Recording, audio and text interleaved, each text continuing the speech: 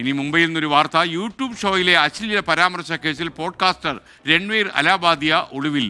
കേസിൽ ഇനിയും ചോദ്യം ചെയ്യൽ ഹാജരായില്ല. മുംബൈയിലെ വീട് പൂട്ടിയ നിലയിലാണ്. തനിക്ക് നേരെ വധഭീഷണിയുണ്ടെന്ന യൂട്യൂബർ സമൂഹ മാധ്യമത്തിൽ പങ്കുവച്ചു.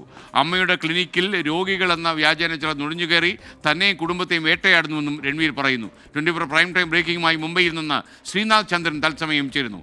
ശ്രീനാഥ്, ഈ യൂട്യൂബർ ഒരു അപകടകാരിയായിട്ടാണോ അവിടെ അറിയപ്പെടുന്നത്?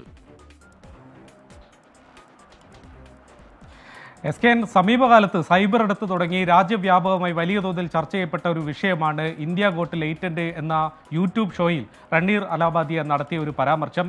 ഈ ഷോയുടെ ഒരു സ്വഭാവം തന്നെ അഡൾട്ട് കോമഡി എന്നൊക്കെയാണ് അവർ വിശേഷിപ്പിക്കുന്നത്, ഡാർക്ക് കോമഡി എന്നൊക്കെ പറയുന്നത്. എന്നിരുന്നാലും അതൊക്കെ തന്നെ അശ്ലീല ചുവയുള്ളതാണ് പലതും എന്നത് നമുക്ക് ഈ ഷോയുടെ ചില എപ്പിസോഡുകളൊക്കെ കണ്ടാൽ മനസ്സിലാവും. ഏതായാലും ഈ വലിയ വിവാദമായതോടെ ആ എപ്പിസോഡുകളൊക്കെ തന്നെ ഇപ്പോൾ പിൻവലിച്ചിട്ടുമുണ്ട്.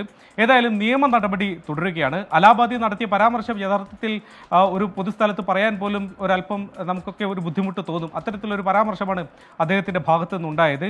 പിന്നാലെ പലയിടത്ത് കേസ് രജിസ്റ്റർ ചെയ്യപ്പെട്ടു. മുംബൈയിൽ ചില ബി ജെ പി നേതാക്കളുടെ പരാതിയിലാണ് ആദ്യം കേസെടുക്കുന്നത്. സമീർ റൈന എന്ന പ്രധാനപ്പെട്ട ഒരു കൊമേഡിയൻ ഈ പരിപാടിയിൽ പങ്കെടുക്കുന്ന അയാളുടെ രാജ്യത്തെ വിവിധയിടങ്ങളിലെ പരിപാടികൾ റദ്ദാക്കപ്പെട്ടു.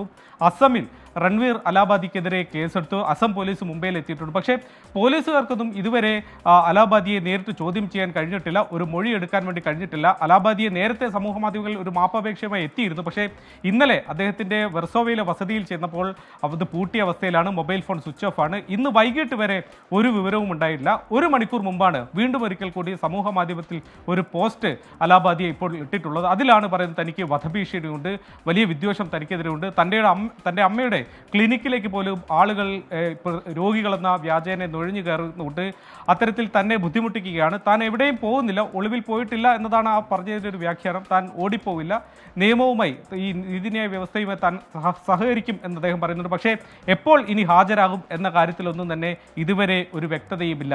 SKN